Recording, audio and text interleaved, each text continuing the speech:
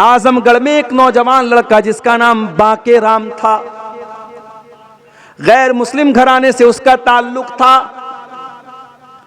उस लड़के के मन के अंदर जिज्ञासा पैदा हुई, ख्वाहिश पैदा हुई, इस्लाम का मुताला करने की। पढ़ा लिखा नौजवान था, उसने इस्लाम का मुताला किया, इस्लाम की स्टडी की, कुरान को पढ़ा, नबी की सीरत को पढ़ा, नबी की जिंदगी को पढ़ा। एक मौलवी साहब से मिला, मौलवी साहब मैं इस्लाम को स्वीकार करना चाहता हूं, क्या करना पड़ेगा? मौलवी साहब ने कहा जाओ गुस्ल करके आओ। गुस्ल करके आया, पाक साफ हो करके आया। मौलवी साहब ने कहा चलो कलमा पढ़ो, अशहदु अल्ला इलाहा इल्लल्लाह, मैं गवाही देता हूं अल्लाह के सिवा कोई इबादत के लायक नहीं है, व अशहदु अन्ना मुहम्मदन अब्दुहु व रसूलुहु, और मैं गवाही देता हूं कि मोहम्मद सल्लल्लाहु अलैहि वसल्लम अल्लाह के बंदे हैं, अल्लाह के रसूल हैं। वो लड़का मुसलमान हो गया। मौलवी साहब ने कहा आप क्या चाहते हो? कहा मौलवी साहब मैंने इस्लाम कबूल तो कर लिया, मगर मैं चाहता हूं मैं इस्लाम की और स्टडी करूं और मुताला करूं, मैं कुरान की लैंग्वेज को पढ़ना चाहता हूं, मैं हदीस को पढ़ना चाहता हूं। मौलवी साहब ने कहा बहुत मेहनत करना पड़ेगा। कि मैं मेहनत करने को तैयार हूं। उस लड़के ने उत्तर प्रदेश से 2000 किलोमीटर दूर तमिलनाडु का सफर किया, और तमिलनाडु के एक इलाके उमराबाद में जमात अहले हदीस का एक बहुत बड़ा इदारा जिसका नाम जामिया दारुस्सलाम उमराबाद है, वहां जाकर के उसने एडमिशन लिया। उस लड़के ने 10 साल तक उस इदारे में तालीम हासिल की, और वहां से पूरा आलिम बन करके, कुरान और हदीस का जानकार बन करके निकला। उसके नंबर इतने अच्छे आए, उतने उसके मार्क्स इतने अच्छे आए, उसका एडमिशन मदीना यूनिवर्सिटी के अंदर हो गया। मदीना के अंदर उसने एडमिशन लिया। इल्म हदीस की फैकल्टी में उसका शौक था नबी की हदीसों को पढ़ने का। उसने हदीस की फैकल्टी में एडमिशन लिया, और इल्मे हदीस में पहले उसने बीए किया, फिर एमए किया, फिर पीएचडी किया। इतना पढ़ लिख करके वो इंसान खामोश नहीं बैठा। उसके मन में एक और जज्बा पैदा हुआ कि मैं अपने नबी की तमाम सही हदीसों को इकट्ठा कर दूं। उसने अपने नबी की तमाम सही हदीसें जो अलग अलग किताबों में पाई जाती हैं सबको इकट्ठा किया, और 12 जिल्दों में उसने 12 मोटे मोटे वॉल्यूम्स में उसने किताब लिखी, और किताब का नाम उसने लिखा अल जामे अस्सही। और दुनिया उस इंसान को डॉक्टर ज़ियाउर रहमान आज़मी के नाम से जानती है। नहीं जानते थे, उस लड़के के माँ बाप को भी शायद पता नहीं था कि हमारा ये लड़का मुसलमान होगा और अपने दौर का इतना बड़ा आलिम बनेगा। मेरे प्यारे साथियों, हिदायत अल्लाह के हाथ में है, हिदायत आलिम के हाथ में भी नहीं है। आलिम रास्ता बता सकता है, आलिम तबलीग कर सकता है, आलिम आपको सही रास्ता बता सकता है, मगर आपको हिदायत देना अल्लाह के इख्तियार में है। अल्लाह अपने नबी से कुरान में कहता है इन्नका ला तहदी मन अहबब्ता वलाकिन्नल्लाह यहदी मन यशा। ऐ मेरे नबी, आप जिसको चाहे उसको हिदायत नहीं दे सकते, हिदायत तो अल्लाह के हाथ में, अल्लाह जिसको चाहता हिदायत देता है। नबी के चचा अबू तालिब बहुत प्यार करते थे नबी से, हर मुश्किल मौके पर नबी का साथ देते हैं। जब अबू तालिब के इंतकाल का टाइम आता है, अल्लाह के नबी चाहते मेरे चचा कलमा पढ़ लें। ओ लोगो, कितने खुश नसीब हैं वो लोग जिनके माँ बाप मुसलमान हैं। माँ के मरने के बाद कम से कम दुआ तो कर सकते हो, अल्लाह मेरी माँ की बख्शिश कर दे। जरा कोई इब्राहिम अलैहिस्सलाम के कलेजे से जाके पूछे, वो अपने बाप के लिए मगफरत की दुआ भी नहीं कर सकते। हमारे प्यारे नबी अपनी माँ की मगफरत की दुआ नहीं कर सकते थे। हमारे नबी ने भी अपनी माँ की मगफरत की दुआ की इजाजत मांगी, अल्लाह ने कहा कि नहीं, इजाजत नहीं मिली। अगर आपकी माँ मुसलमान है, अगर आपका बाप मुसलमान है, मेरे प्यारे साथियों, ये बहुत बड़ी अल्लाह की नेमत है। इस नेमत की कदर करो मेरे प्यारे साथियों। अबू तालिब बाप की तरह नबी को पाला है। आज आखिरी टाइम है, इंतकाल का टाइम है। अल्लाह के प्यारे नबी अपने चचा के पास आते हैं। ऐ मेरे चचा, आपने मेरा बहुत साथ दिया है, आप मेरे सहारा बन के हमेशा खड़े रहे हैं। आज आपका आखिरी टाइम है। ऐ मेरे चचा, कुल ला इलाहा इल्लल्लाह, बस मेरी एक रिक्वेस्ट है, मान लीजिए। अपने भतीजे की एक बात मान लीजिए। ऐ चचा, ला इलाहा इल्लल्लाह पढ़ दीजिए।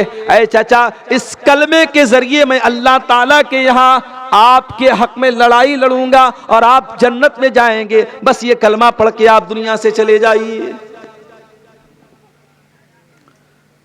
अबू तालिब सोच में पड़ गए, क्या करूं? भतीजा इतना बोल रहा है, पढ़ दूं क्या कलमा?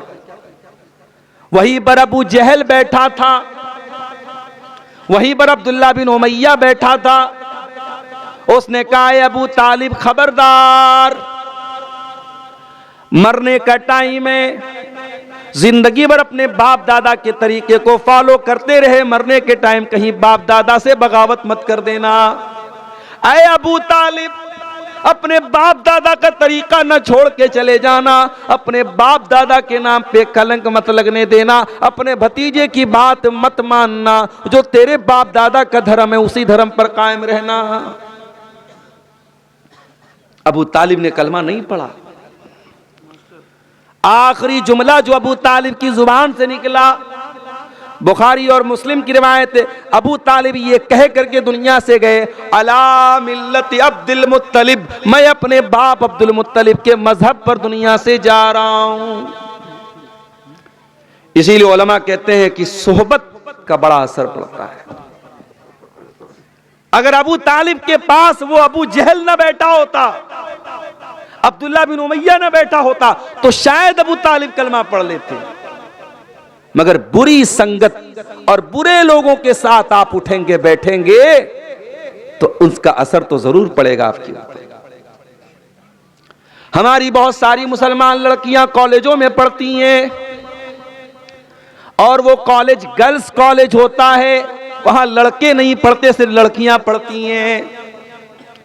माँ बाप तो बड़े खुश हैं, चलो आज के दौर में हमारी लड़की कोई एजुकेशन में नहीं पढ़ रही है, लड़का लड़की साथ में पढ़ते तो बवाल होता, चलो लड़कियों के कॉलेज में पढ़ रही है, हमारी लड़की सेफ है। माफ कीजिए, आपकी लड़की सेफ नहीं है।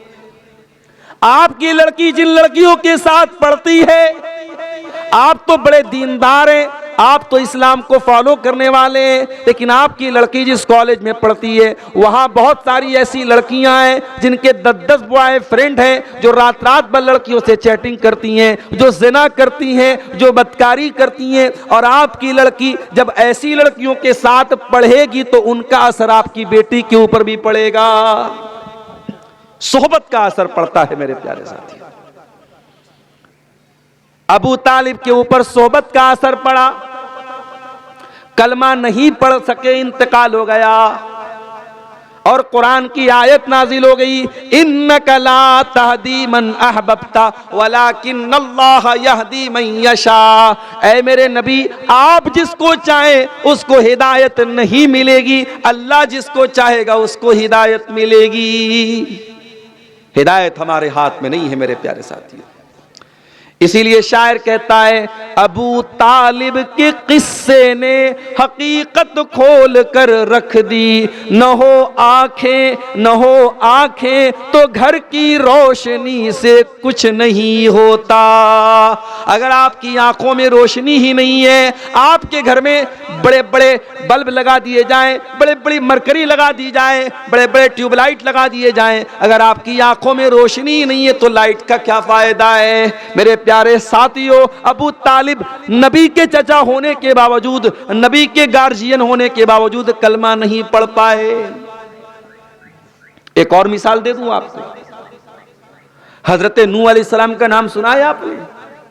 950 साल तक 950, 1000 में 50 साल कम, इतनी उम्र तक हजरत नूह अलैहिस्सलाम अल्लाह के दीन को फैलाते रहे। अगर आज नमाज पर करम टोला में तकरीर हुई और कल सुबह कोई फजर न पड़े तो माफ करना, तकरीर करने वाले का क्या कसूर है। हर साल जलसा हो रहा है, पर्दे पर तकरीरें हो रही हैं, लेकिन आपके करम टोला में जैसे ही मैं दाखिल हुआ, मैंने देखा जवान लड़की अपनी माँ के साथ जलसे में आ रही है, होठों पर लिपस्टिक भी लगी हुई है, चमकदार कपड़ा भी पहने हुए है, खुशबू में बसी हुई है और तकरीर सुनने के लिए आ रही है। कितनी तकरीरें उलमा ने बयान की, न बेपर्दगी में कमी आई, न बेहयाई में कमी आई। अगर आप अमल नहीं करते हैं तो माफ करना मेरे प्यारे साथियों, इसमें तकरीर करने वालों का, बयान करने वालों का क्या कसूर है। नूह अलैहिस्सलाम 950 साल तक तबलीग करते रहे और थोड़े से लोग उनके ऊपर ईमान लाए। अल्लाह ने हुक्म दिया कि ऐ नूह अब बस बहुत हो गया, वस्नाइल फुल्का बिआयुनिना, ऐ नूह अलैहिस्सलाम हमारे हुक्म से कश्ती बनाओ। नूह अलैहिस्सलाम ने पूछा नहीं, ऐ अल्लाह कश्ती क्यों बनाओ, पानी तो नहीं है यहां पे। हजरत नूह अलैहिस्सलाम गंगा के किनारे थोड़ी रहते थे, उनको लाल बथानी से मनिहारियम को जाना हो तो हमें कश्ती का सहारा लेना पड़ता है, बीच में नदी है, वहां तो दूर दूर तक नदी नहीं थी। नूह अलैहिस्सलाम ने, अल्लाह ने हुक्म दिया कश्ती बनाओ। नूह अलैहिस्सलाम ने लॉजिक नहीं पूछी। आज हमारा नौजवान हर चीज की लॉजिक पूछता है। मौलवी साहब, एक औरत का मेरे पास मैसेज आया, मौलवी साहब ये बताइए कि शौहर के मरने के बाद बीवी को 4 महीना 10 दिन की इद्दत क्यों गुजारनी पड़ती है। मैंने कहा कि मेरी बहन, बीवी को अपने शौहर के एहतराम में, मियाँ बीवी का रिश्ता एहतराम का रिश्ता है, बीवी अपने शौहर का की इज्जत करती है, एहतराम करती है, सम्मान करती है, रिस्पेक्ट करती है, तो अल्लाह ताला ने हुक्म दिया है कि शौहर मर जाए तो बीवी 4 महीना 10 दिन तक इद्दत गुजारे। और फिर मैंने उस बहन को यह भी नसीहत की कि हर चीज की लॉजिक मत तलाश किया करो। शरीयत में आपको बहुत सारी ऐसी चीजें मिलेंगी, कोई लॉजिक नहीं है, कोई लॉजिक नहीं। जाड़े का मौसम आया, आप मोजा पहने हुए हैं, ट्रेन पे मैं सफर करके आता हूं, अपनी मंजिल पर पहुंचा, देखा मोजा बहुत गंदा हो गया है। मैं वजू की हालत में, अगर मैंने मोजा पहना हुआ है, शरीयत कहती है कि सफर में आप 3 दिन तक मोजा पहने पहने वजू कीजिए और पैर धोने के बजाय पैर के ऊपर मसा कर लीजिए। अब लॉजिक ये कहती है कि साहब जब मैंने मोजा पहना है तो मोजे पर जो डस्ट लग रहा है, जो गंदगी लग रही है, वो तो नीचे लग रही है, तो मसा तो नीचे होना चाहिए, मगर मसा नीचे नहीं, मसा ऊपर होगा। दीन में हर जगह लॉजिक नहीं चलेगी मेरे प्यारे साथी। अल्लाह ने कहा ऐ नूह कश्ती बनाओ। नूह अलैहिस्सलाम ने लॉजिक नहीं पूछी, कश्ती बनाने लगे। ये भी नहीं पूछा अल्लाह कश्ती क्यों बना रहा हूं, पानी तो दूर दूर तक नहीं है। नूह अलैहिस्सलाम कश्ती बनाने लगे। अब कश्ती बनाते चले जा रहे, कौम के लोग आते चले जा रहे। कुल्लमा मर्रा अलैहि मलउम मिन कौमिही सखिरू मिनहु, जब कौम के लोग वहां से गुजरते हैं तो मजाक उड़ाते हैं, देखो भाई हजरत नूह तो बड़ई बन गए, ये तो बड़ई का काम कर रहे हैं, ये तो कश्ती बना रहे, लोग मजाक उड़ा रहे, लोग ठट्ठा कर रहे हैं, लोग हंसी उड़ा रहे हैं, मगर नूह अलैहिस्सलाम खामोशी से अपना काम करते चले जा रहे हैं। सबक ये दे रहे हैं, ऐ सच्चाई के रास्ते पे चलने वाले, ऐ दीन के रास्ते पे चलने वाले, दुनिया तेरा मजाक उड़ाएगी, तू परवाह मत करना। ऐ नकाब पहनने वाली खातून, तू नकाब पहन के निकलेगी, कोई नारा भी लगाएगा अपने मजहब का, तू खामोशी से आगे बढ़ जाना। ऐ दाढ़ी रखने वाले नौजवान, तेरी दाढ़ी का मजाक भी उड़ाया जाएगा, तू अपनी दाढ़ी पर कभी शर्माने की कोशिश मत करना। कहीं लोगों के हंसी मजाक को सुन करके अपनी दाढ़ी को साफ मत कर देना, कहीं लोगों के हंसी मजाक को सुन करके अपने नकाब से, ऐ मुसलमान औरत तो समझौता मत कर लेना। हजरत नूह ने सबक दिया, दुनिया कुत्ते भौंकते रहते हैं और हाथी चलता रहता है, हाथी की चाल पे कुत्तों के भौंकने से कोई फर्क नहीं पड़ता है। नूह अलैहिस्सलाम कश्ती बनाते चले जा रहे हैं और कौम के लोग मजाक उड़ाते चले जा रहे हैं। कश्ती बन करके तैयार, अल्लाह ने फरमाया कि ऐ नूह, अब एक काम करो, इस कश्ती पर जितने ईमान वाले हैं सबको शामिल कर लो और तुम्हारे जितने परिवार के लोग हैं उनको भी कश्ती पर बिठा लो। वमिन कुल्लिन ज़ौजैन इस्नैन, और हर जानदार, हर जानवर का जोड़ा भी अपनी कश्ती में रख लो, जो भी जानदार तुम्हारे सामने मौजूद है।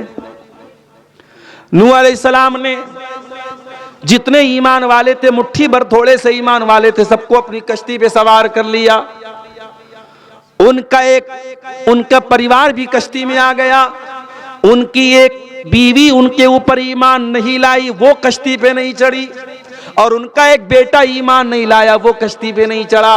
बेटे का नाम कनान था, जो उलमा ने बयान किया है, वल्लाहु आलम, उसका नाम कनान था। कनान नाम का लड़का बैठा नहीं कश्ती पे, नहीं सवार हुआ। जब कश्ती के चलने का टाइम आया, अल्लाह ने जमीन को हुक्म दिया, जमीन से पानी निकलने लगा। पूरी जमीन पानी से भर गई, हर तरफ पानी ही पानी नजर आने लगा। अगर आपको नूह अलैहिस्सलाम के तूफान का अंदाजा लगाना है तो यूट्यूब पे जाके देखना, जब सुनामी आई थी तब क्या हाल था। इंडोनेशिया के वो इलाके जहां बड़ी बड़ी बिल्डिंगें समुद्र के किनारे थी, ताश के पत्तों की तरह डह गई, गिर गई, उन इलाकों से जाके पूछ लेना और अंदाजा लगा लेना कि नूह अलैहिस्सलाम के जमाने में तूफान कैसा आया था। आज भी तूफान आता है तो इंसान की कोई बनाई नहीं बनती, इंसान की कोई ताकत काम नहीं आती। अरे तूफान तो बहुत बड़ी बात है, इतनी तरक्की कर गया हमारा देश भारत। आज भी बिहार के कुछ इलाकों में जब सैलाब आता है, जब बाढ़ आती है, तो नीतीश कुमार जी भी कुछ नहीं कर पाते।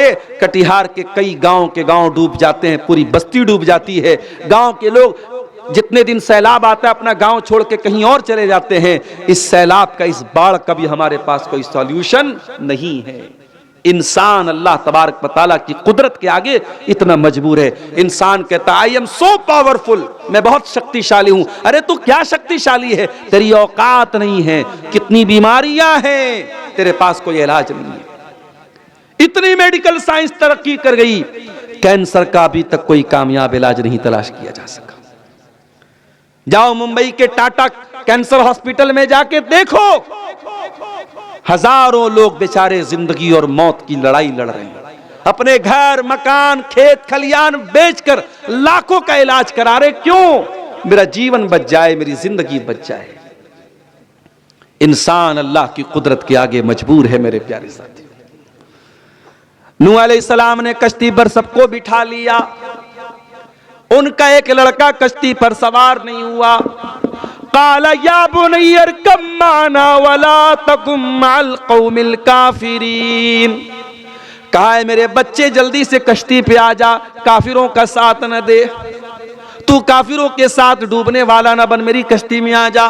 काला सावी इला जबली यासिमुनी मिनल मा, बेटा कहने लगा अब्बा जान मैं बहुत जीनियस हूं, अगर पानी आया, पानी का थपेड़ा आया, पानी की लहरें आई, अब्बा जान मैं पहाड़ के ऊपर चला जाऊंगा। अरे पानी कितना ऊंचा जाएगा, पहाड़ तक थोड़ी जाएगा, मैं पहाड़ पे चला जाऊंगा।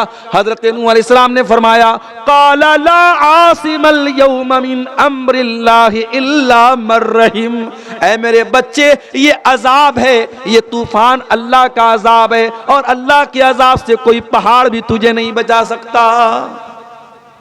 तूफान आया और हजरत नूह अलैहिस्सलाम का बेटा डूब गया, मर गया, डूब गया, खत्म हो गया, और आखिरत भी उसकी बर्बाद होगी, क्योंकि अल्लाह ने कहा था वही कामयाब होगा जो तेरी कश्ती पे आएगा। जब नूह अलैहिस्सलाम का बेटा उनकी आंखों के सामने डूब गया, इतने बड़े नबी हैं, अल्लाह ने बता भी दिया था कि जो कश्ती में जाएगा वही बचेगा। नूह अलैहिस्सलाम को तो समझ जाना चाहिए मेरा बेटा ईमान नहीं लाया इसीलिए तो डूब गया, मगर बाप का कलेजा मानने को तैयार नहीं है। बाप बाप होता है मेरे साथी। बाप जितना भी समझदार हो जाए, औलाद की मोहब्बत अंधा कर देती है बाप। काला, हजरत नूह अलैहिस्सलाम ने कहा, अल्लाह तूने वादा किया था तू मेरे परिवार को बचाएगा, मेरी फैमिली को बचाएगा। आय अल्लाह मेरा बेटा मेरी आंखों के सामने डूब गया। इन्ना वादकल हक, आय अल्लाह तेरा वादा सच्चा है, तेरा वादा कहां गया? मेरा बेटा कैसे डूब गया, मेरा बच्चा कैसे डूब गया? अल्लाह, बेटे ने बाप की बात नहीं मानी। बाप समझाता रहा, बेटे ने बाप की बात नहीं मानी, बेटा डूब गया। मगर बाप की मोहब्बत देखो मेरे प्यारे साथी। जिनके बाप जिंदा हैं बाप की कदर कर लो मेरे भाइयों, जिनकी माएँ जिंदा है माओं की कदर कर लो। न माँ कभी दोबारा जिंदगी में मिलेगी, न बाप कभी दोबारा जिंदगी में मिलेगा। आज 4 पैसे तुम्हारे पास हैं, बाप को जरूरत पड़ी तो तुम्हें वो पैसे देने में तुम्हारी जान जाती है। बीवी अलग समझा रही है, अरे चलो अब्बा को क्या जरूरत है पैसा देने की। अरे आज जिस बाप को तुम पैसा देने से कतरा रहे हो और तुम्हारे पास पैसे की कमी नहीं है, कल तुम तलाश करोगे कि कहां मेरा बाप मुझे मिल जाए, मैं उसके हाथ में कुछ पैसे रख दूं। जिस मां ने तुझको अपने पेट में 9 महीने रखा है, उस मां को छोटी छोटी जरूरतों के लिए तेरे सामने हाथ फैलाना पड़े और आज तू उसको उसकी जरूरतें नहीं पूरी करता, उसकी दवाएं नहीं लाता, उसको तू खाने पीने की चीजें तक ला के नहीं देता। कल जब ये माँ चली जाएगी तो तेरा हाथ मचलेगा कि काश मेरी माँ जिंदा होती, मैं उसे नई साड़ी ला के देता, मैं उसे नए कपड़े ला के देता, मैं उसके खाने की चीज उसको ला के देता। तू तरसेगा अपनी माँ को देने के लिए। माँ जिंदा है तो माँ की कदर कर लो मेरे भाई, बाप जिंदा है तो बाप की कदर कर लो। मरने के बाद करम टोला के मदरसे में अपने बाप की तरफ से 1 कट्ठा जमीन भी दे दी तो बाप की खिदमत का हक अदा नहीं होगा। अगर माँ की तरफ से यतीमों को खाना भी खिला दिया तो माँ को जिंदगी में जो तूने खिलाया है उसके सवाब के बराबर तू नहीं पहुंच सकता। जिंदगी में माँ बाप की कदर करो मेरे साथी। बाप बाप होता है। कहा अब ऐ अल्लाह तूने वादा किया था तू मेरे परिवार को बचाएगा, अल्लाह मेरा बेटा डूब गया, क्यों डूब गया? काला या नूह इन्नहु लैसा मिन अहलिक इन्नहु अमलुन गैरु सालिह। ऐ नूह तेरा बेटा तेरे परिवार में से नहीं है, तेरे अहल में से नहीं है, तेरे बेटे का अमल गड़बड़ है। इन्नहु अमलुन गैरु सालिह, तेरे बेटे का किरदार गड़बड़ है। आज हमारे यहां बिरादरीवाद बहुत चलता है। अंसारी है तो अंसारी में ही शादी होगी। कटिहार जाता हूं, वहां शेरशाहबादी, मुसलमानों में शेरशाहबादी बिरादरी है और एक बिरादरी वहां सुरजापुरी है। शेरशाहबादी सुरजापुरी में 36 का आंकड़ा है। दरभंगा जाता हूं, वहां शेख और अंसारी में 36 का आंकड़ा है। हमारे यूपी में सिद्धार्थनगर जाता हूं, वहां खान और जो दूसरी बिरादरी के लोग उसमें 36 का आंकड़ा। आज बिरादरी पर हम मर रहे हैं, अपनी बिरादरी पर बड़ा नाश करते हैं। अरे बिरादरी छोड़, तो नबी का भी अगर बेटा है और तेरा अमल अगर गड़बड़ है तो अल्लाह ताला क्या तेरा बाप भी तुझे नहीं बचा पाएगा। बगावत पर हो आमादा तो डूबे नूह का बेटा, बगावत पर हो आमादा तो डूबे नूह का बेटा। यहां नामो नसब की बरतरी से कुछ नहीं होता। खान साहब, अंसारी साहब, शेख साहब, सैयद साहब, आपकी बिरादरी क्या है, आपकी कास्ट क्या है, आपके बाप दादा कौन थे, अल्लाह ताला क्या ये मैटर नहीं करता। अल्लाह ताला क्या अगर मैटर करता है, आपका अमल मैटर करता है, आपका ईमान मैटर करता है, आपका अकीदा मैटर करता है। हजरत नूह अलैहिस्सलाम अपने बेटे को नहीं बचा पाए मेरे साथी। इसीलिए अल्लाह कहता है इन्नका ला तहदी मन अहबब्ता, ऐ मेरे नबी आप जिसको चाहे हिदायत दे दें, ऐसा नहीं है, हिदायत हम देते हैं। मेरे अजीजों, मेरे भाइयों, अल्लाह ने हमको आज हिदायत की नेमत से नवाजा है, इस्लाम की नेमत से नवाजा है। हम अल्लाह की तौहीद वाले लोग हैं, अल्लाह के आगे सर झुकाने वाले लोग हैं। अल्लाह के वास्ते इस नेमत की कदर करो मेरे प्यारे साथियों। वल्लाह कलेजा दुखता है जब हम कोई खबर सुनते हैं, अखबार में पढ़ते हैं हमारी कोई मुसलमान बहन मुर्तद हो गई। इसी झारखंड की रांची में एक नुसरत जहां नाम की लड़की, जो 5 टाइम की नमाजी थी, जो रोजेदार थी, जो उलमा के बयानात सुना करती थी, 5 टाइम की नमाजी लड़की, दीनदार लड़की, तकरीरें सुनने वाली लड़की, नाम था नुसरत जहां। फेसबुक के ऊपर एक लड़के से मोहब्बत हो गई, प्यार हो गया, चक्कर चला। उस लड़के ने जो गैर मुस्लिम था, इस 5 टाइम की नमाजी लड़की को इतना बहकाया, इतना बहकाया, इतना बहकाया कि ये लड़की नुसरत जहां से निशा सिंह बन गई। आप नहीं जानते आपके घर में रखा हुआ मोबाइल क्या क्या गुल खिला सकता है। आपकी बेटी के ईमान की दौलत को छीन लिया उस मोबाइल ने। और जो मुर्तद हो गया, जो ईमान के रास्ते से हट गया, उसका अंजाम क्या होगा? वमन यर्तदिद मिनकुम अन दीनिही फयमुत वहुवा काफिरुन फउलाइका हबितत आमालुहुम फिद दुनिया वल आखिरा। जो मुर्तद हो गया, जो इस्लाम को छोड़ करके किसी और मजहब में चला गया और उसी हाल में वो मर गया, अल्लाह फरमाता है दुनिया भी बर्बाद, आखिरत भी बर्बाद। न दुनिया उसकी कामयाब, न आखिरत कामयाब।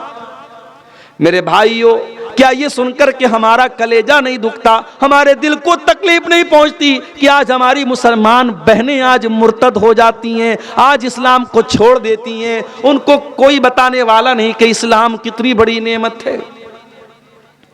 ये इस्लाम तो वो नेमत है कि सुमैया बिन्ते खैयात नाम की औरत अपने जवान बेटे के सामने अबू जहल कहता है, ऐ सुमैया तूने मोहम्मद का दीन नहीं छोड़ा, तूने इस्लाम नहीं छोड़ा, ऐ सुमैया तेरे तन से कपड़े उतार दूंगा, तेरे जवान बेटे के सामने तुझको नंगा कर दूंगा। सुमैया तू बूढ़ी हो चुकी है, तू कमजोर हो चुकी है, मगर ऐ सुमैया तेरे दिल में अल्लाह की मोहब्बत और तौहीद की मोहब्बत आज भी उतनी ही मजबूत है। सुमैया अपने दीन को छोड़ने को तैयार नहीं, अपने रब की तौहीद को छोड़ने को तैयार नहीं। सुमैया के बदन से कपड़े उतार लिए गए।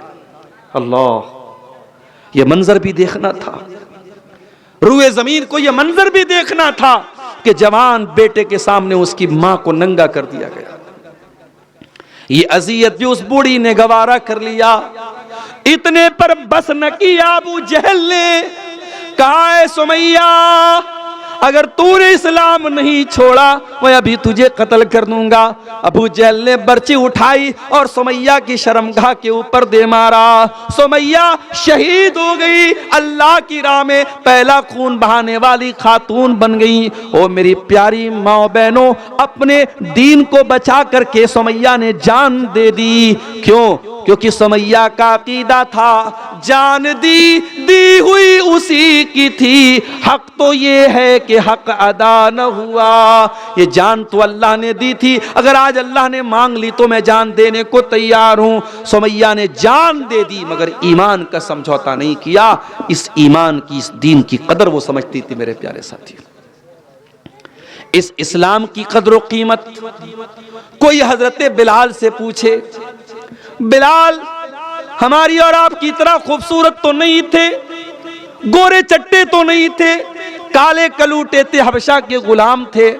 बिलाल को उनका मालिक अरब के तपते हुए सहरा पे लेटाता था, सीने पर गरम पत्थर रखता था और बिलाल से कहता था, ए बिलाल हम तुझे टॉर्चर करना छोड़ देंगे, तुझे तकलीफ पहुंचाना छोड़ देंगे।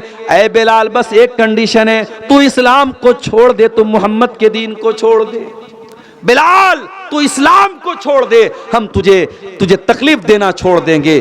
बिलाल के सीने की चर्बी पिघल रही है मगर बिलाल की जबान से एक ही लफ्ज निकलता है, अहद अहद, मेरा अल्लाह एक है, मेरा रब एक है। उस रब की तौहीद के साथ मैं कोई समझौता करने को तैयार नहीं हूं। मेरे प्यारे साथियों, इस्लाम की कदर कीमत कोई बिलाल से पूछे।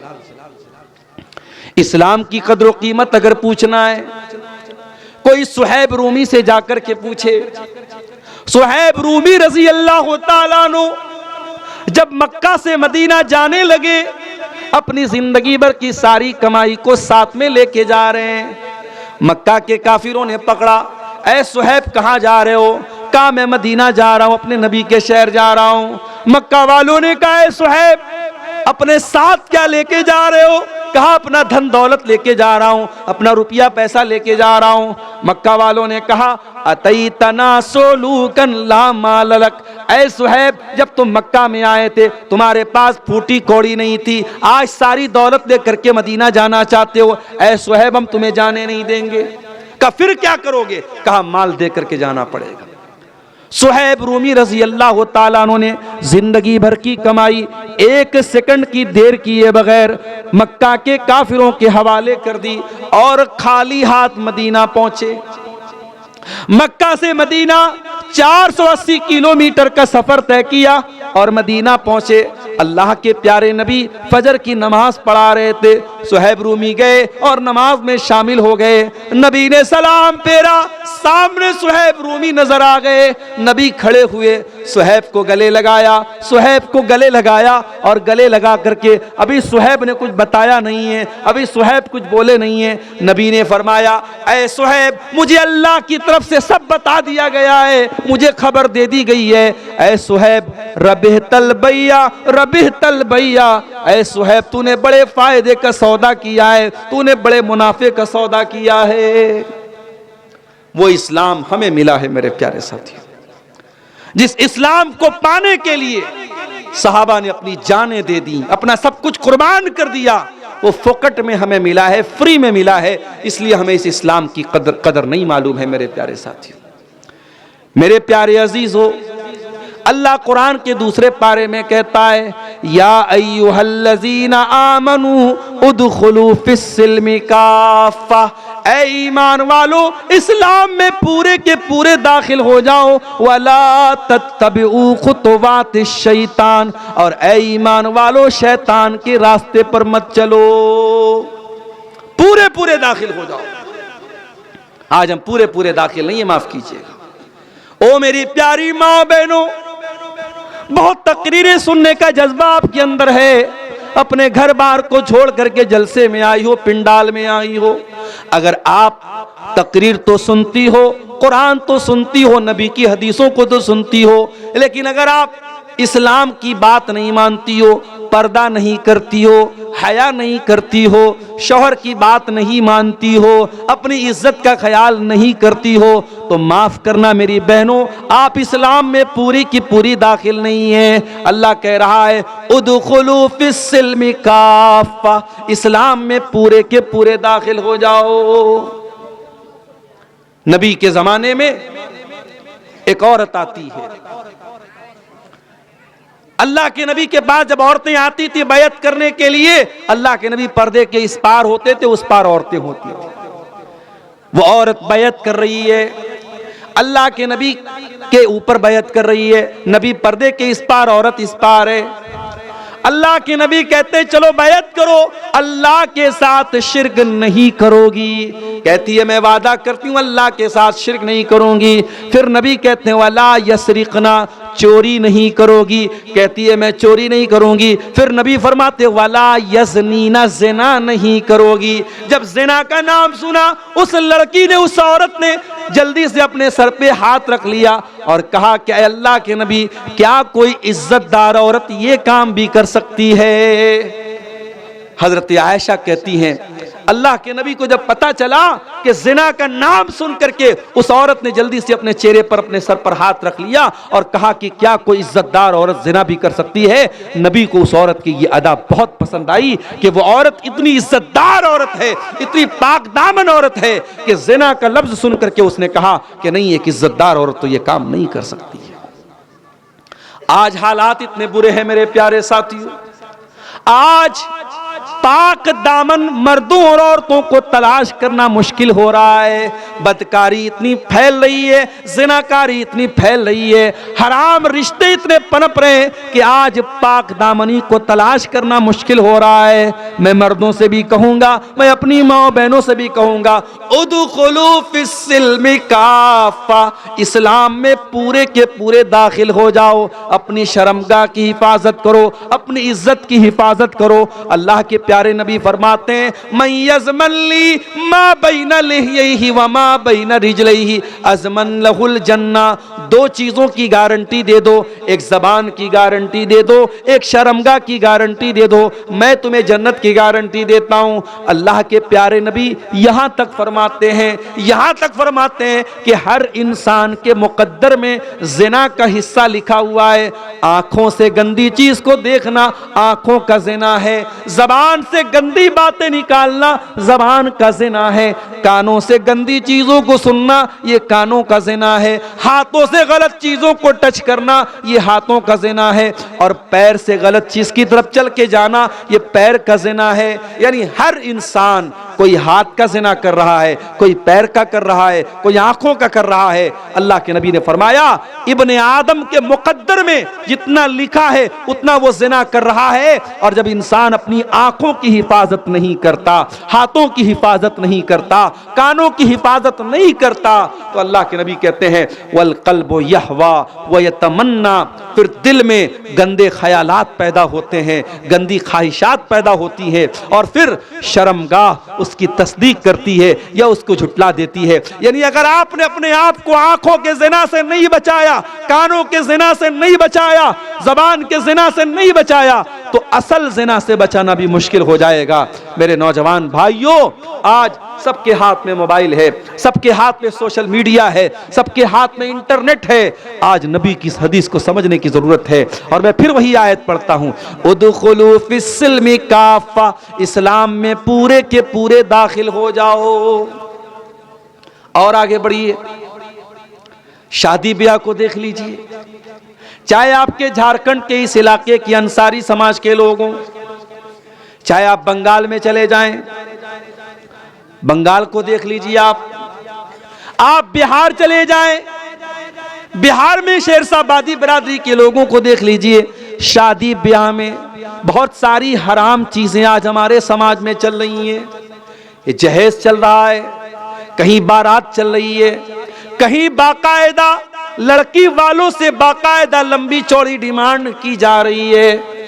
हमारे एक साथी हैं, हमारे साथ टीचर हैं, बिहार के रहने वाले हैं, 8-9 लड़कियां हैं उनकी, बेचारे पूरी उम्र उनकी गुजर, अभी रिटायर होने वाले 2-3 साल में, अभी भी कई लड़कियों की शादी बाकी है। एक लड़की का रिश्ता लगा, अगले दिन मदरसे में आए, मैंने कहा मास्टर साहब मुबारक हो, आपकी बेटी का रिश्ता लग रहा है। कहा कि शेख साहब रिश्ता तो लग रहा है, खुशी की बात है, मगर दुख की बात यह है लड़के ने 5 लाख की डिमांड की है। मैंने कहा लड़का करता क्या है? कहा कि लड़का राजगीर का काम करता है, मिस्त्री का काम करता है, घर मकान बनाने वाला मिस्त्री का काम करता है। गौर करो ये हालात हैं। वो तो मास्टर साहब थे, सरकारी टीचर थे, उनको चलो उनके पास कहीं ना कहीं से पैसे का इंतजाम था। जिस गरीब के पास इंतजाम नहीं है वो बेचारा अपना खेत बेचकर, अपनी जमीन बेचकर, बैंक से कर्जा ले लेके अपनी लड़कियों की शादी कर रहा है। ओ लोगों, कब तुम्हारी आंखें खुलेगी, कब होश आएगा? पानी सर से ऊपर जा चुका है। आज इन रस्मों की वजह से कितने गरीब हैं जो अपनी बेटियों की शादी नहीं कर पा रहे हैं। उनकी जवान बेटियां जवानी की दहलीज को पार कर रही हैं। अल्लाह न करे, अल्लाह न करे अगर उन लड़कियों के कदम बह गए, उन लड़कियों ने गलत रास्ता चुन लिया, मेरे प्यारे भाइयों, वो लड़कियां तो गुनहगार होंगी, मगर उसका जिम्मेदार कौन होगा? जिम्मेदार कौन होगा? बड़ी अच्छी पहल अभी बनारस से हुई है। बनारस में अंसारी समाज में एक तंजीम चलती है, बुनकर बिरादराना तंजीम उसको बोलते हैं। उस तंजीम ने अभी एक ऐलान किया है कि कोई जहेज नहीं लिया जाएगा। 4-5 छोटे छोटे बर्तन, बाप अपनी खुशी से लड़की को देगा, कोई जहेज नहीं दिया जाएगा। शादी के मौके पर सिर्फ 5 जोड़ा कपड़ा दिया जाएगा, उससे ज्यादा नहीं। बारात नहीं जाएगी। शादी में वलीमा में भी एक तरह का खाना होगा, एक से ज्यादा नहीं होगा। हालांकि अभी ये सारी मीटिंग हुई है, सारा कानून पास हुआ है, अमल हो तो बड़ी बात है, लेकिन ये मीटिंग होना और इस तरीके का कानून बनना ये भी बहुत बड़ी बात है। मैं स्वागत करता हूं इस तरीके की पहल का, और मैं चाहता हूं कि बनारस से निकलने वाली ये आवाज आपके झारखंड, गोड्डा, साहेबगंज और आपके इस इलाके में भी उस पर अमल हो, और यहां भी हमारे जो चाहे अंसारी समाज के लोग या और दूसरी बिरादरी के लोग हों, अपने शादी ब्याह को मेरे साथियों आसान करो। या अय्युहल्लज़ीना आमनु दुखुलू फिस्सिल्मि काफ़ा, ऐ ईमान वालो इस्लाम में पूरे के पूरे दाखिल हो जाओ। जिस इस्लाम को तुम फॉलो करते हो, अगर वो इस्लाम तुमको नमाज पढ़ने का तरीका बताता है, रोज़ा रखने का तरीका बताता है, ज़कात का हुक्म बताता है, हज का तरीका बताता है, तो वो इस्लाम आपको शादी ब्याह करने का तरीका भी बताता है। नबी की हदीसों में आपको निकाह का चैप्टर भी मिलेगा, नबी की हदीसों में मेहर का बयान मिलेगा, नबी की हदीसों में वलीमा का बयान मिलेगा, लेकिन नबी की कहीं भी हदीसों में आपको जहेज का बयान नहीं मिलेगा, बारात का बयान नहीं मिलेगा। ये जहेज, ये बारात, ये रस्मो रिवाज जिनकी वजह से आज जीना हराम है समाज का, अल्लाह के वास्ते मेरे प्यारे साथियों इन रस्मों को छोड़ दो। और नौजवानों से कहना चाहता हूं, जरा गट्स पैदा करो, जरा हिम्मत पैदा करो, अपने बाप से जाके कह दो, अपनी मां से जाके कह दो कि ऐ मेरी मां, मैं कोई जहेज नहीं लूंगा, मैं सिंपल तरीके से, सुन्नत तरीके से शादी करूंगा। मेरे साथियों इंशाअल्लाह मैं पूरे यकीन के साथ कहता हूं, हो सकता है वक्ती तौर पर तुम्हें कुछ तकलीफ हो सकता है वक्ती तौर पर तुम्हें लगे यार सब लोग ले रहे हैं, मैं क्यों नहीं ले रहा हूं, मगर आगे चल करके आप एहसास करेंगे, अल्लाह उस निकाह में बरकत अता करेगा मेरे प्यारे साथियों। और आगे बढ़िए, एक आदमी 5 टाइम की नमाज पढ़ता है, मस्जिद से बाहर निकलता है, जब मार्केट में बिजनेस करने जाता है, मस्जिद में 5 टाइम की नमाजें पढ़ने वाला और रातों में तहज्जुद की नमाज भी पढ़ने वाला, जब मार्केट में दुकान पर बैठता है, जब बिजनेस करता है, वहां झूठ भी बोलता है, वहां वादा खिलाफी भी करता है, वहां कस्टमर के साथ फ्रॉड भी करता है, वहां वो हराम तरीके भी अपनाता है। ऐ मेरे भाइयों, तुम कारोबार में, अपने बिजनेस में ये क्यों भूल गए कि तुम मुसलमान हो? जिस दीन को तुम मानते हो, जिस मजहब को तुम मानते हो, वो मजहब तुम्हें कारोबार करना भी सिखाता है, वो मजहब तुम्हें बिजनेस करना भी बताता है। क्या नबी ने आपको बिजनेस करने का तरीका नहीं बताया? अल्लाह के प्यारे नबी फरमाते हैं, अल बय्यान बिल खियारी मालम यतफर्रका फ़इन सदका व बय्यना बूरिक लहुमा फी बैहिमा। जब एक आदमी सामान खरीदता है, एक आदमी सामान बेचता है, अगर दोनों सच बोलते हैं, अल्लाह उनके कारोबार में बरकत पैदा करता है। व इन कज़बा व कतमा, और अगर दोनों झूठ बोलते हैं, मुहिक़त बरकत बैहिमा, अल्लाह उनके कारोबार की बरकत को छीन लेता है। अल्लाह के नबी एक दिन मार्केट गए, एक सहाबी अनाज बेच रहे थे, गल्ला बेच रहे थे, गालिबन गेहूं या जौ की दुकान थी उनकी। नबी ने उनके जौ के अंदर हाथ डाला, अंदर का जौ भीगा हुआ, ऊपर का सूखा हुआ। नबी ने कहा यह क्या है मेरे भाई? सहाबी ने कहा अल्लाह के नबी, बारिश हो गई थी, अनाज भीग गया था, गल्ला भीग गया था, जो भीगा हुआ गल्ला था अगर ऊपर रखता तो कस्टमर ना खरीदते, मैंने नीचे डाल दिया। आपने फरमाया ऐ मेरे सहाबी, ये तो धोखा हो गया, कस्टमर आएगा, सूखा अनाज देखेगा, ऑर्डर देगा और तुम निकालोगे तो अंदर गीला अनाज होगा, ये तो कस्टमर के साथ फ्रॉड हो गया। ऐ मेरे सहाबी, मन गश्शना फलैसा मिन्ना, जो कस्टमर को धोखा दे रहा है, जो खरीदार को धोखा दे रहा है, वो हम में से नहीं है, धोखाधड़ी करने वाला हम में से नहीं है। ओ लोगों, आपके नबी ने आपको कारोबार करने का तरीका भी बताया है, जरा पता तो करो। मसला ये है, आज की दुनिया का इंसान पैसा कमाने के लिए बेचैन बना है, पैसा कैसे भी आना चाहिए, हलाल तरीके से आ रहा है या हराम तरीके से आ रहा है, धोखाधड़ी करके आ रहा है, झूठ बोल करके आ रहा है, 420 करके आ रहा है, इससे मतलब नहीं है। अल्लाह के नबी ने फरमाया था कयामत के पहले कैसा दौर आएगा, याती अलन्नासी ज़मानुन ला युबालिल मरउ मिन ऐना खज़ल माल, इंसान परवाह नहीं करेगा। आपके इसी इलाके में बंधन बैंक, बंधन लोन की शक्ल में औरतों को लोन दिया जा रहा है और बाकायदा इंटरेस्ट पर लोन दिया जा रहा है और घर की औरतों को इन्वॉल्व करके लोन दिया जा रहा है और चंद पैसों के लिए, ज्यादा बड़ा अमाउंट नहीं, 5,000, 10,000, 20,000 का अमाउंट बैंक के जरिए इंटरेस्ट पर, ब्याज पर आज मुसलमान ले रहा है। मेरे भाइयों, जिस मुसलमानों के समाज में लाखों करोड़ों रुपए लोग अपने फालतू के शौक पर उड़ा देते हैं, काश हम कोई संस्था ऐसी बनाते, कोई इदारा ऐसा बनाते, कोई यूनिट ऐसी बनाते। हमारा कोई गरीब भाई है, उसको पैसे की जरूरत है, हम कोई ऐसा सिस्टम बनाते, आ मेरे भाई हम तुझे कर्जा देंगे और इसको कोऑपरेटिव बुनियाद पर देंगे, हम तुझे बगैर इंटरेस्ट के कर्जा देंगे, तू धीरे धीरे करके हमारा कर्जा भर देना। ऐसा कोई सिस्टम हम बनाते तो हमारी बहुत सारी कौम के लोग आज ब्याज से बच जाते। ये ब्याज इतनी खतरनाक चीज है, मेरे प्यारे नबी ने फरमाया कि अल्लाह की लानत हो ब्याज खाने वाले पर, ब्याज खिलाने वाले पर, ब्याज की गवाही देने वाले पर और ब्याज लिखने वाले पर, सब पर अल्लाह की लानत हो। इस गुनाह से मेरे प्यारे साथियों अपनी समाज को हम बचा सकते थे। और आगे बढ़िए, आजकल हमारा नौजवान सट्टेबाजी कर रहा है, जुआ खेल रहा है, ड्रीम 11 के जरिए, ऑनलाइन एप्स के जरिए।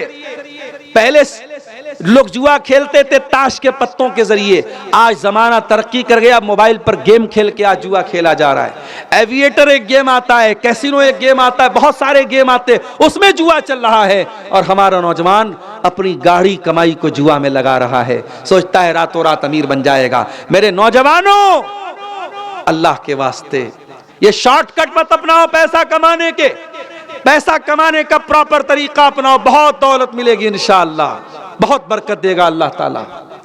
इसी भारत की सरजमीन पर हमारे सामने बहुत सारी मिसालें मौजूद हैं। चाहे रतन टाटा की जिंदगी आप उठा के देख लें, जो टाटा कंपनी के मालिक थे, अभी हाल में उनका इंतकाल हुआ। चाहे विप्रो कंपनी के असीम प्रेम जी की जिंदगी को आप पढ़ लें, चाहे रिलायंस कंपनी के फाउंडर धीरूभाई अंबानी की जिंदगी पढ़ लें, ये जितने बड़े बड़े कारोबारी हैं, इनकी जिंदगियों को आप उठा के देखें। इन्होंने ग्राउंड से शुरुआत की थी, जमीन से शुरुआत की थी, किसी छोटे बिजनेस से शुरुआत की थी, मेहनत करते रहे, ईमानदारी से लगे रहे, अपने दिमाग का सही इस्तेमाल करते रहे और अपने कारोबार को बहुत आगे लेकर के गए। मेरे प्यारे साथियों, आप हलाल तरीके से बहुत पैसा कमा सकते हो, हराम तरीके से कमा करके अपनी आखिरत को बर्बाद मत करो मेरे प्यारे साथियों। और आगे बढ़िए, उदखुलू फिस्सिल्मी काफा, इस्लाम में पूरे के पूरे दाखिल हो जाओ। हमने ये समझा नमाज पढ़ लिया बस हो गए मुसलमान, मुसलमान के घर में पैदा हुए, खतना करा लिया, सर पे टोपी लगा लिया, लुंगी पहनने लगे, हो गए मुसलमान।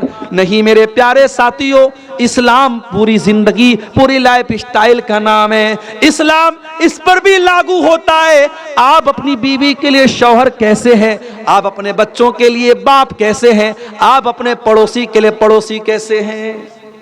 एक इंसान लोगों के साथ बहुत अच्छा सलूक करता है, मगर अपनी बीवी के लिए वो जल्लाद बना हुआ है, बीवी से ढंग से बात नहीं करता, बीवी को हमेशा गुस्सा दिखाता है, बीवी पर हमेशा रोब झाड़ता रहता है, बीवी को गुलाम बना के रखा है। माफ करना मेरे प्यारे साथियों, मैंने अपने कानों से सुना है, कहने वाले यहां तक कहते हैं औरत पैर की जूती है, उसको कभी सर पे न चढ़ाना वरना सर पे चढ़ करके पेशाब कर देगी। ये जुमला मुसलमान कहता है। ओ लोगो, जिस औरत को तुम पैर की जूती करार दे रहे हो, मेरे नबी क्या फरमाते हैं, खैरुकुम खैरुकुम ले अहलिही व अना खैरुकुम ले अहली। ओ लोगो, तुम में सबसे बेहतरीन इंसान वो है जो अपनी बीवी के लिए सबसे अच्छा है, और अल्लाह के प्यारे नबी फरमाते हैं कि मैं अपनी बीवी के लिए सबसे अच्छा हूं। आपकी 9 बीवियां एक साथ रहती थीं, आप उनके नखरे भी उठाते थे, आप उनकी ख्वाहिशात को पूरा भी करते थे, उनका हक भी अदा करते थे, सफर में जाते थे, कुरान अंदाजी करते थे, ड्रॉ करते थे, जिस बीवी का नाम आता था उसको लेके जाते थे। अभी कल एक साहब का फोन आया, कहने मौलवी साहब एक मसला पूछना है। मैंने कहा क्या मसला है? कहा अगर किसी की 2 बीवियां हैं और जिस बीवी के पास उसकी बारी लगी है, मान लीजिए हफ्ते में 2 दिन इस बीवी के पास, 2 दिन उस बीवी के पास उसने बारी लगाई है। अब जिस बीवी के पास वो गया है वो बीवी अगर पाक नहीं है, पीरियड में है, तो क्या वो अपनी पहली वाली बीवी के पास जा सकता है? मैंने कहा तो बड़ा पेचीदा मसला आपने पूछ लिया भाई। मैंने कहा अच्छा आप ये मसला पूछ रहे हैं कि आपकी 2 हैं? तो कहा कि अल्हम्दुलिल्लाह मौलवी साहब मेरी 2 हैं। तो 2 वाले भी कभी कभी फोन करते हैं। वो तो अच्छा हुआ कि मैं घर पे नहीं था और हमारी अहलिया तो जल्दी से फोन काट देती है कि 2 वाला क्यों फोन कर रहा है आपको। तो अब बीवियां 2 हैं, लेकिन इंसान इस बात की चिंता कर रहा है कि कैसे उनके साथ इंसाफ करो। आज हालात क्या हैं? एक बीवी वाला भी अपनी बीवी के साथ जुल्म और सितम कर रहा है। मेरे अजीजों, ये बीवी नबी अकरम ने अपनी बीवियों के साथ हुस्न सलूक करके ये तालीम दी है कि आप अपनी बीवियों के साथ अच्छा सलूक कीजिए, पक्के मुसलमान बनिए, पूरे मुसलमान बनिए, अपने बच्चों के लिए अच्छे बाप बनिए। ये जो हमारी कौम की बेटियां मुर्तद हो रही हैं, कभी आपने गौर किया ये मुर्तद क्यों हो रही हैं? उसके बहुत सारे असबाब हैं, बहुत सारे कारण हैं, बहुत सारे रीजंस हैं। उसमें एक वजह यह भी है, जिन बच्चियों को घर में प्यार नहीं मिलता, कभी माँ ढंग से बात नहीं करती, कभी बाप मोहब्बत से बात नहीं करता, तो उन लड़कियों को मोबाइल पर कोई जरा सा आई लव यू बोल दे, जरा सा मोहब्बत के चंद जुमले फेंक दे, जरा उनके बालों की तारीफ कर दे, उनके चेहरे की तारीफ कर दे, तो वो लड़कियां लट्टू हो जाती हैं और उनके लिए मोम बन जाती हैं। इसलिए अपनी लड़कियों को ये नाजायज मोहब्बतों के जाल से बचाना है तो जायज मोहब्बतें उनको दो। अपने अपने बच्चियों से प्यार करो मेरे प्यारे साथियों। हमारे प्यारे नबी सल्लल्लाहु अलैहि वसल्लम अपनी बच्चियों से बहुत प्यार करते थे। 4 बेटियां आपकी थीं, 4 बेटियां आपकी थीं। बड़ी बेटी ज़ैनब थी, उसके बाद रुक़ैया थी, उसके बाद उम्मे कुलसूम थी और सबसे छोटी बेटी फातिमा थी। हज़रत फातिमा की शादी आपने हज़रत अली से की थी। हज़रत हसन और हुसैन की माँ थी हज़रत फातिमा। जब हज़रत फातिमा कभी नबी के पास आती थी, नबी की ज़िंदगी में 3 बेटियों का इंतकाल हो चुका था, बस यही एक बेटी बची थी, सबसे छोटी बेटी थी, सबसे लाडली बेटी थी। जब ये नबी के पास आती थी, अम्मा आयशा फरमाती है कि अल्लाह के नबी अपनी बेटी का वेलकम करते थे। बेटी को देख करके आज घरों में माहौल ऐसा बन गया है कि घर में बेटी आ जाए तो बहू अपनी नाक मुंह बनाने लगती है कि हमारी ननद आ गई। भाई भी बेचारा धीरे धीरे से किनारे हो जाता है कि बहन आ गई तो बहन के बच्चे भी आ गए, उनको पैसा देना पड़ेगा, सामान देना पड़ेगा। मेरे भाइयों, अगर अल्लाह ने आपको बहन से नवाजा है, इस बहन की मोहब्बत की कदर करो। आज के इस दौर में अगर आपकी बहन वक्त निकाल करके आपके घर आती है, उस बहन के इस रिश्ते की कदर करो, वरना एक जमाना वो आएगा कि तुम तरसोगे। भाई की अलग दुनिया होगी, बहन की अलग दुनिया होगी। अपनी बहनों को भी मेरे भाइयों उनका मान सम्मान दो, उनको प्यार दो, अपनी बेटियों को मान सम्मान दो। बेटियां अगर घर में हैं, इज्जत से बात करो। अल्लाह के नबी अपनी बेटियों का इस्तिकबाल, अपनी बेटी का इस्तिकबाल करते थे और खड़े होकर के अपनी बेटी से कहते थे मरहबम बिबनती, ऐ मेरी बेटी तेरा आना मुबारक हो। और अल्लाह के नबी अपनी बेटी का हाथ पकड़ के चूम लेते थे और अपने बगल में, अपने साइड में, अपने बाजू में, अपनी सीट पर अल्लाह के प्यारे नबी अपनी बेटी को बिठाते थे। बेटियों से प्यार करना भी नबी की सुन्नत है, बेटियों से मोहब्बत करना भी नबी की सुन्नत है। और बेटियों को मारना, बेटियों पर जुल्म करना और मां के पेट में बेटियों को कत्ल कर देना, ये मुशरिकों का तरीका है, ये जाहिलियत का तरीका है, ये मोहम्मद अकरम का तरीका नहीं है, ये इस्लाम का तरीका नहीं। इस्लाम हमें एक अच्छा बाप बनने की तालीम भी देता है। अपने बच्चों की तरबियत करो मेरे प्यारे साथियों। अभी ट्रेन पर मैं सफर कर रहा था, गैर मुस्लिम लड़के लड़की आपस में बात कर रहे थे। बात निकल गई कि आजकल जो मोहब्बत चल रही है, छोटी छोटी बच्चियां, छोटे छोटे लड़के लड़कियां प्यार मोहब्बत के नाम पे उल्टे सीधे काम कर रहे हैं। तो उस लड़की ने बड़ी पॉइंट की बात बोली, गैर मुस्लिम लड़की थी। उसने अपने साथी से कहा, पता नहीं उसका भाई था या दोस्त था या शौहर था, जो भी था, उसने कहा कि माँ बाप को बहुत चौकन्ना रहना पड़ेगा। आज लड़कियों की परवरिश करना है तो माँ बाप को बहुत चौकन्ना रहना पड़ेगा। तो उसके साथ जो लड़का था उसने कहा कि अरे भाई कितना भी कोई नजर रखेगा, लड़की कहां जा रही है क्या करे, कितना भी नजर रखेगा इंसान अपनी बेटी पर। तो उस लड़की ने कहा कि सिर्फ नजर रखने से काम नहीं चलेगा। आज के दौर में अगर बच्चों को पालना है तो मां बाप को अपना सब कुछ कुर्बान करना पड़ेगा। वो लोग जो चंद पैसे कमाने के लिए अपने बच्चों को छोड़ के बाहर रहते हैं, उनसे कहूंगा भाई कम पैसे कमाओ, अपने बच्चों को टाइम दो। एक वक्त आएगा जब तुम्हारे पास पैसा तो होगा मगर बच्चे नहीं होंगे। आज अपने परिवार को छोड़ के कोई दुबई में काम कर रहा है, कोई सऊदी में काम कर रहा है, और क्या जिंदगी है, कुत्तों की जिंदगी है मेरे साथियों, जानवरों की जिंदगी है। यहां तो इंसान बड़े खुशी के साथ कहता था मेरे भाई तो सऊदी में काम करते हैं, जाके मैंने देखा है वो फैमिली क्वार्टर कैसे हैं उनके रहने। वो जो ड्राइवर का काम करते हैं सऊदी वगैरह में, छोटे से कमरे हैं बेचारे, उसी में वो रहते हैं, उसी में किनारे लेटरिन बना हुआ है, छोटे से कमरे में पूरी जिंदगी गुजारना है। मैडम का फोन आ गया, मालिक का फोन रात में 2 बजे आया तो वो ना नहीं कर सकता, ना करेगा तो जल्दी से पासपोर्ट पर स्टाम्प लगा के फौरन एयरपोर्ट भेज दिया, जाओ वापस जाओ, अपने इंडिया चले जाओ। कोई जिंदगी है वो? मैं कहता हूं कम खाओ, अपने बच्चों को बाप का प्यार तो दे दो मेरे साथियों। कितनी औरतें बेचारी रोती हैं, मसला पूछती हैं, मौलवी साहब मेरा शौहर 2 साल से बाहर है, 3 साल से दुबई में है, मैं शादीशुदा औरत अकेली रहूं, कैसे रहूं? समाज कहता है कि औरतें रह लेती हैं, औरतें जरूर रह लेती हैं मगर घुट घुट के रहती हैं। और उसमें बहुत सारी ऐसी औरतें भी हैं, घर में ज्वाइंट फैमिली सिस्टम है, देवर भी रहता है, जेठ भी रहता है, कजिन्स भी रहते हैं, शौहर बाहर रह रहा है, कितने घरों में हराम रिश्ते पनपते हैं। ऐसी नौकरी, ऐसा काम जिसमें आप अपनी फैमिली को टाइम न दे सकें। मेरे प्यारे साथियों, अपने परिवार से दूर रहकर 2-2 साल तक अपने बच्चों से दूर रह करके काम करना पड़े, ऐसा काम करना ठीक नहीं है मेरे प्यारे साथी। और इसीलिए मैं तकरीरों में यह बात कहता हूं कि हमारे मदरसों में जो मौलवी लोग पढ़ाते हैं, असातिज़ा जो पढ़ाते हैं, उन असातिज़ा के लिए, उन मुअल्लिमीन के लिए भी फैमिली क्वार्टर का इंतजाम होना चाहिए। जो कौम अपने खाने पीने पर लाखों करोड़ों खर्च कर सकती है, क्या अपने कौम के बच्चों को पढ़ाने वाले टीचरों के लिए फैमिली क्वार्टर का इंतजाम नहीं कर सकती? ये कौन सी जिंदगी है कि एक टीचर मदरसे में पढ़ा रहा है, 6-6 महीने पर उसके मदरसे की छुट्टी होती है, 6 महीने में एक बार बेचारा अपनी बीवी के पास जाता है। क्या उसकी बीवी को अपने शौहर के साथ रहने का हक नहीं है? क्या उसके बच्चों को अपने बाप के साथ रहने का हक नहीं है? कितनी मस्जिदें हैं, इमाम साहब के रहने के लिए बिल्कुल छोटा सा हुजरा दिया जाता है।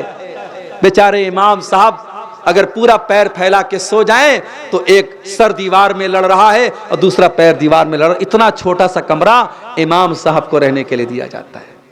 अरे तू अपनी बिल्डिंगों में आराम से रहे, अपने बच्चों के साथ आराम से रहे, अपनी बीवी के साथ आराम से रहे, और तेरी मस्जिद का इमाम बेचारा अपनी बीवी से दूर रहे, अपने बच्चों से दूर रहे। मेरे प्यारे साथियों, ये मसले हैं जिन पर हमें गौर करने की जरूरत है, जिनका हल निकालने की जरूरत है। क्या मौलवी और उस इमाम और उस मदरसे के टीचर के बच्चों के दिल में ये जज्बा नहीं कि हम अपने बाप के साथ रहें? आज का दौर वो दौर नहीं है कि बच्चे कहीं और आप कहीं और बच्चे पल जाएंगे। बच्चों को पालना है और खास तौर से बच्चियों को पालना है तो आपको अंधा, गूंगा और बहरा बन करके नहीं पालना पड़ेगा। आपको 2 आंखों के बजाय 4 आंखों के साथ जिंदगी गुजारनी पड़ेगी।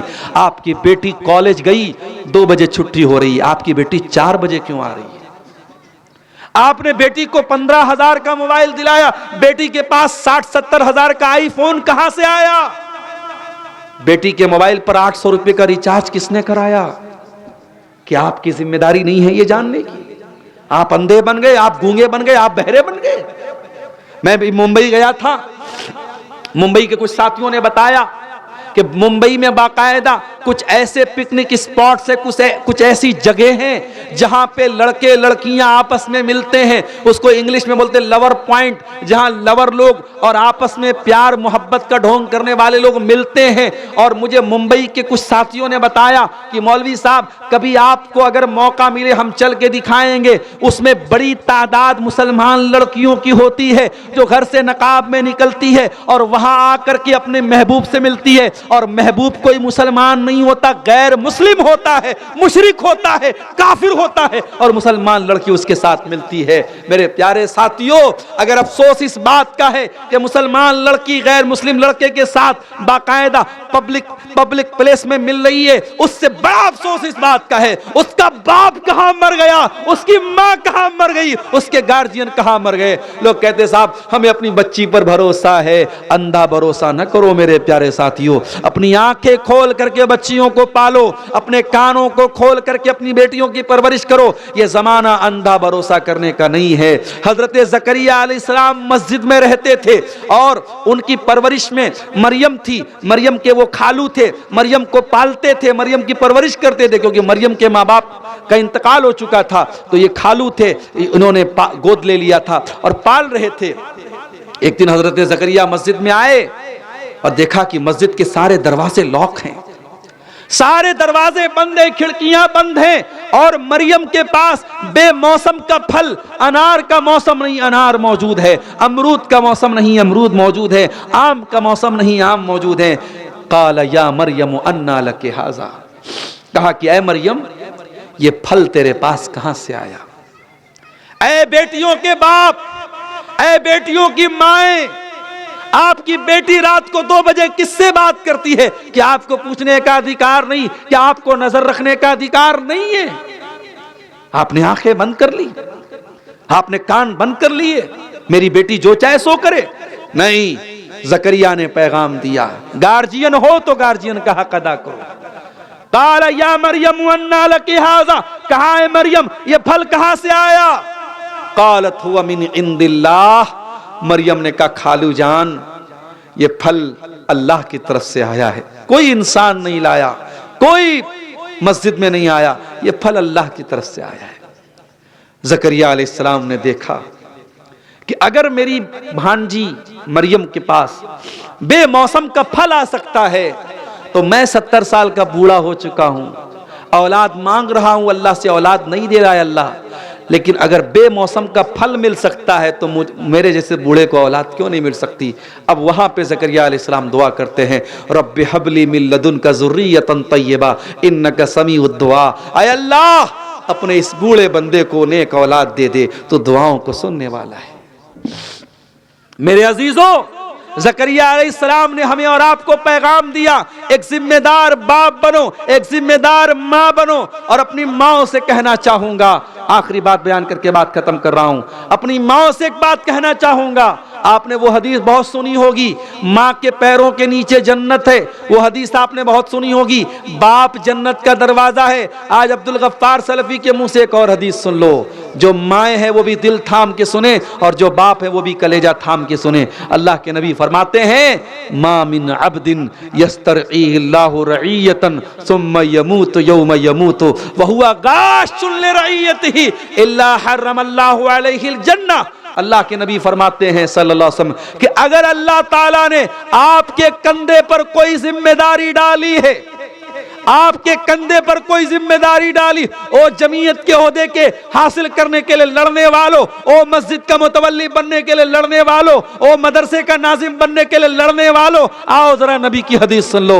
अगर अल्लाह ने आपके कंधे पर कोई जिम्मेदारी डाली है और आपने अपनी जिम्मेदारी का हक अदा नहीं किया, अगर आपने अपनी जिम्मेदारी को सही तरीके से पूरा नहीं किया और उसी हाल में मर गए, जन्नत हराम हो जाएगी आपके लिए, जन्नत हराम हो जाएगी उस इंसान के लिए। इसीलिए सहाबा भागते थे जिम्मेदारियों से, ये जिम्मेदारी जिसको मिल जाए उसको जवाब देना पड़ेगा अल्लाह के यहाँ। ऐ लड़कियों के बाप, ऐ लड़कों के बाप, तू बाप है तो तेरे कंधे पर जिम्मेदारी है तेरी औलाद, तेरे कंधे पर जिम्मेदारी है तेरी औलाद। ऐ मेरी माँ बहनों, अल्लाह ने आपके आंगन में बच्चों की किलकारियों को गूंजने की तौफीक दी है तो बहुत बड़ी नेमत है। अरे जिन औरतों के गोद में बच्चा नहीं होता, समाज ताना मार मार के उस औरत को बीमार कर देता है। अरे ये तो बांझ है, ये तो बांझ है, इसको तो औलाद नहीं हुई, 2 साल हो गया, 10 साल हो गया, इसको समाज ताना मार मार के उस औरत को बीमार कर देता है, मरीज बना देता है। अगर अल्लाह ने आपको औलाद दिया है, मेरी माँ यह औलाद बहुत बड़ी नेमत भी है और बहुत बड़ी जिम्मेदारी भी है। इस जिम्मेदारी का हक अदा करो, एक जिम्मेदार माँ बनो, एक जिम्मेदार बाप बनो। मैं ऐसे बापों को जानता हूं जो रात में तहज्जुद पढ़ते हैं मगर बेटा फजर भी नहीं पढ़ता, बेटा एक टाइम की नमाज नहीं पढ़ता और बेटे से कभी कहते भी नहीं कि बेटा तू नमाज पढ़। मैं ऐसी माओं को जानता हूं जो रातों में तहज्जुद पढ़ती हैं और वो माँ बैठ करके तहज्जुद पढ़ रही है और बेटी किनारे अपने बॉयफ्रेंड से बातें कर रही है। मेरी माओ और बहनों, ये माहौल नहीं चलेगा, ये लापरवाही नहीं चलेगी। अंधी गूंगी और बहरी बनकर के जिंदगी मत गुजारो, अपनी आंखें कान दिल दिमाग सब खोल करके जिंदगी गुजारो और एक जिम्मेदार माँ बाप बनो। ये चंद बातें थी मेरे प्यारे साथियों, इस हवाले से कि हम इस्लाम में पूरे के पूरे दाखिल हो जाएं। शबे बारात की असलियत क्या है, क्या हम शबे बारात मना सकते हैं, ये एक सवाल आया है। देखिए एक बात समझ लीजिए, इस्लाम में कोई शबे बारात नहीं है। शबे बारात असल में बराअत है, बारात का मतलब नजात। 15 शाबान की रात को बहुत सारे लोग शबे बारात कहते हैं या लैलतुल बारात कहते हैं और ये अकीदा रखा जाता है कि आज की रात अल्लाह ताला जहन्नम से आजाद करता है। मगर 15 शाबान की रात के बारे में कोई भी सही हदीस मौजूद नहीं है, न नबी से कोई खास अमल मौजूद है। इसलिए 15 शाबान को आप कोई अलग से इबादत नहीं करेंगे, न उस दिन अलग से कोई रोजा रखेंगे। हाँ, शाबान के महीने में आप कसरत से रोजा रख सकते हैं।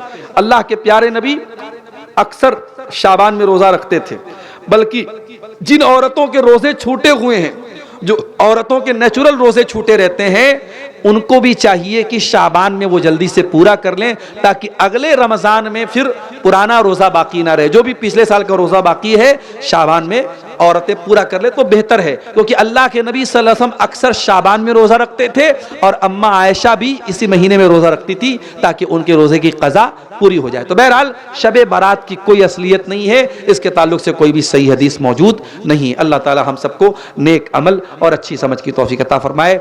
आमीन व आखिर दावाना अनिल हम्दुलिल्लाहि रब्बिल आलमीन। वस्सलामु अलैकुम व रहमतुल्लाहि व बरकातुहू।